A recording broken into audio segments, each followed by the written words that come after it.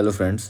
तो इस वीडियो में आज हम साइन रूल और कोसाइन रूल का प्रूफ देखेंगे। तो हमारे पास ये ट्रायंगल है जिसके वर्टिसेस ए बी सी है। ओके, तो अब हम इसमें एक सरकम सर्कल बनाते हैं। सरकम सर्कल मतलब जो ट्रायंगल की वर्टिसेस को टच करता हुआ सर्कल। तो यहाँ पर मैं एक सरकम सर्कल ड्रॉ कर लेता हूँ। तो ये रहा सरकम सर्कल और ये रहा सरकम सेंटर। ओके, तो अब मैं यहाँ से एक कंस्ट्रक्शन करता हूँ पॉइंट बी से, जो सेंटर से होकर जा रही है सर्कल के, और ये सर्कल को जहाँ एंड पॉइंट पर टच कर रही है वहाँ पर मैं उसको नाम दे देता हूँ डी। ओके, अब मैं क्या करता हूँ, इस डी को और सी को मैं ज्वाइन कर देता हूँ। ये डी और सी को मैंने ज्वाइन कर दिया। अब जो एंगल सी है ना, जो एंगल बी सी डी है ना, वो 90 डिग्री है, क्योंकि डायामीटर हमेशा 90 डिग्री एंगल सबटेंड करता है सर्कल पर, सर्कल की सरकमफेरेंस पर। क्योंकि डायामीटर है, ये हमेशा 90 डिग्री सबटेंड करता है सर्कल पर। ओके, तो ये 90 डिग्री है।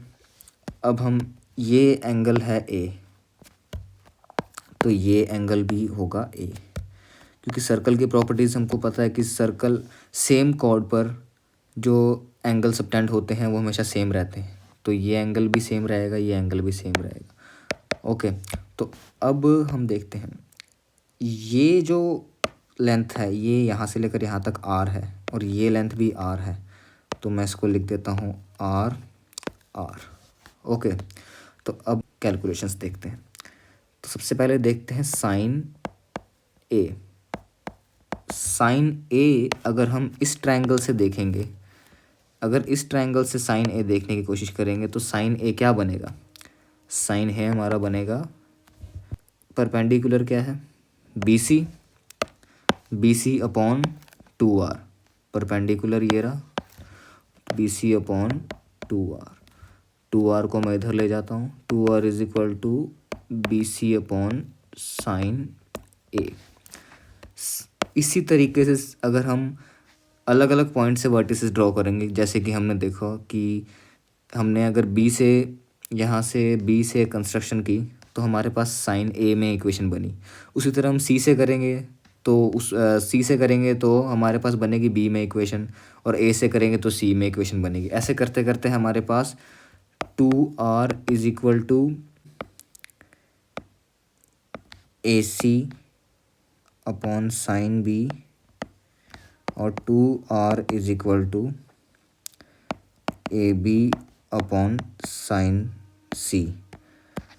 तो इन तीनों इक्वेशन से हमारे पास आ जाएगा A B upon sine C is equal to A C upon sine B is equal to B C upon sine A.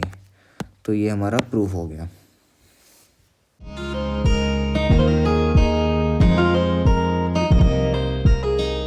तो जैसा कि हमने पहले साइन रूल का प्रूफ किया था, अब हम करेंगे कोसाइन रूल का प्रूफ। तो हमारे पास ये ट्रायंगल है, ये ट्रायंगल की वर्टिसेस है, और ये एंगल है एंगल बी, ये एंगल सी, ये एंगल ए। तो अब सबसे पहले हम एक कंस्ट्रक्शन करेंगे, एंगल ए से बी सी पर एक परपेंडिकुलर ड्रॉ करेंगे।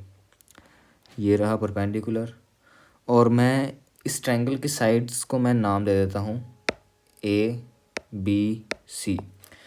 तो मैंने इन सब की साइड्स को नाम दे दिए। जो एंगल ए के अपोजिट में है उस साइड का नाम है स्मॉल है, जो एंगल सी के अपोजिट में है उसका नाम है स्मॉल सी, जो एंगल बी के अपोजिट में है उसका नाम है स्मॉल बी। ओके, तो अब हमने ये परपेंडिकुलर ड्रॉ कर दी। अब जैसा कि हमको पता है कि ये साइड बी है, ये जो साइड है ये बी है। अगर मैं इस ट्रायंगल पे फोकस करूं और इस ट्रायंगल पे मेरे पास ये एंगल है और ये साइड है, तो मैं इन दोनों के रिलेशन से मैं इस परपेंडिकुलर की लेंथ निकाल सकता हूँ, जो कि होगी बी साइन सी। तो मैं यहाँ पर लिख देता हूँ बी साइन सी। ओके, तो अब मेरे पास ये परपेंडिकुलर की लेंथ आ गई। अब उसी सेम तरीके से ये मेरे पास ये बी साइन सी है, तो ये जो लेंथ होगी, ये लेंथ कितनी होगी, ये होगी बी कॉस सी, बी कॉस सी। ये बी साइन सी थी, ये बी कॉस सी। ओके, तो अब आप इस ट्रायंगल पे फोकस कीजिए, इस ट्रायंगल पे। ये ट्रायंगल है ट्रायंगल ए, वर्टिसिस बी, और ये पॉइंट को मैं डी नाम दे देता हूँ, ये है डी। अब आप बस इस ट्रायंगल पे फोकस कीजिए। अब यहाँ से हमारा कोसाइन रूल आएगा, तो इस ट्रायंगल पे हम लगाएंगे पाइथागोरस थ्योरम।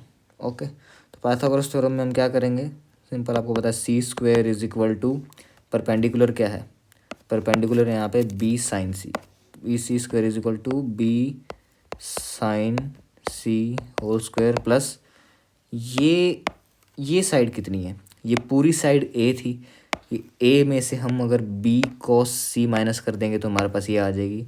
तो इसकी जगह मैं सिंपली यहाँ पे लिख दूँगा ए माइनस बी कॉस सी होल स्क्वायर। बस हमने सिंपली इस ट्रायंगल पे पाइथागोरस थ्योरम लगाई और ये हमारा रिलेशन निकल कर आ गया। यही है हमारा कोसाइन रूल। तो अब देखते हैं, इसको आगे सॉल्व कर लेंगे तो हमारे पास कोसाइन रूल आ जाएगा। देखिए कैसे।